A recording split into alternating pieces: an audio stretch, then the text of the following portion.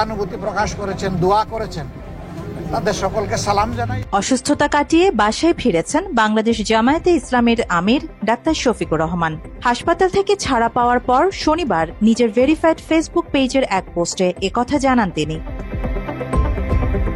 মূলত ডিহাইড্রেশনের কারণে মঞ্চে অসুস্থ হয়ে পড়েন ডাক্তার শফিকুর। তীব্র গরম আর রোদ মাথায় নিয়ে প্রায় 3 ঘণ্টা বসেছিলেন। এরপর মঞ্চে উঠলে হঠাৎ মাথায় ঝিমুনি দিয়ে পড়ে যান। এরপরও বক্তৃতা চালিয়ে যান তিনি।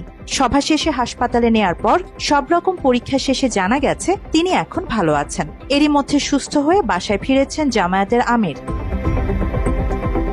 এদিন ফেসবুক পোস্টে ডাক্তার শফিকুর রহমান সকলের প্রতি কৃতজ্ঞতা প্রকাশ করেছেন, যারা তার খোঁজ খবর নিয়েছেন ও সুস্থতা কামনায় দোয়া করেছেন। হঠাৎ অসুস্থতার কারণে পূর্ব ঘোষিত এক সমাবেশে উপস্থিত হতে না পারায় দুঃখ প্রকাশ করেন তিনি। তার পোস্টে লিখেন, আলহামদুলিল্লাহ, এখন অনেকটাই সুস্থ। হাসপাতালে প্রয়োজনীয় পরীক্ষা নিরীক্ষার পর বিশ্রামের জন্য বাসায় গেছেন। এই সাময়িক অসুস্থতার কারণে রবিবারের সমাবেশে যে বিঘ্ন সৃষ্টি হয়েছে তার জন্য আন্তরিকভাবে দুঃখ প্রকাশ করেন তিনি এও জানান, এটি তার ইচ্ছাকৃত নয়। মহান আল্লাহ নিশ্চয়ই এর মধ্যে কোনো কল্যাণ রেখেছেন।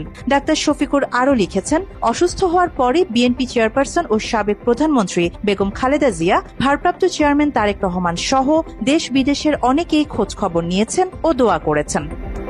মাত্র 30% টাকায় জমির মালিক হয়ে নতুন বাংলাদেশের গড়ে তোলার স্বপ্ন দেখা বাংলা বসতি।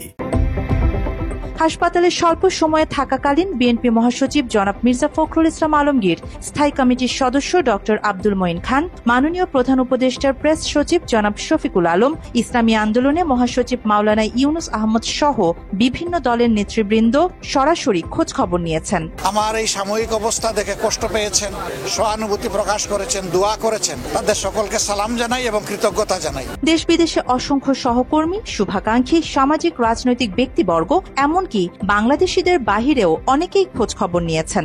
এর মধ্যে বাংলা এডিশনের চেয়ারম্যান ইলিয়াস হোসাইনও জামায়াতের আমিরের খোঁজ খবর নিয়েছেন। তার সুস্থতার জন্য মহান আল্লাহর কাছে কৃতজ্ঞতাও জানান তিনি। আরিবা জাহান, বাংলা এডিশন।